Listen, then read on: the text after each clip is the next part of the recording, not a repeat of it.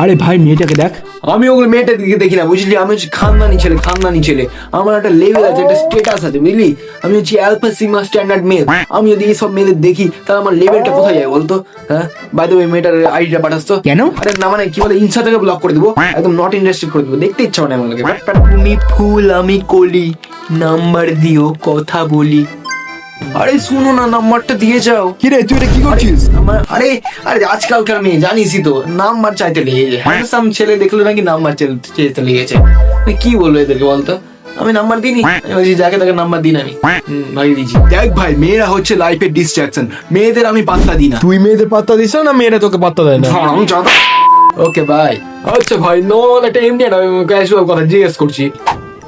এই যে তোর এত মেয়ে ফ্রেন্ড, এত মেয়ে যে তোর সাথে কথা বলে না, মানে মানে কেন আমার সাথে কথা বলে, আমার সাথে অনলাইনে চ্যাটে কথা বলে, বুঝলি? মানে সামনাসামনি আমার সাথে কোনো মেয়ে এত হ্যান্ডসাম ছেলের সাথে সাহস পায় না কথা বলার, বাট তোর সাথে এত কথা বলে, মানে কেন?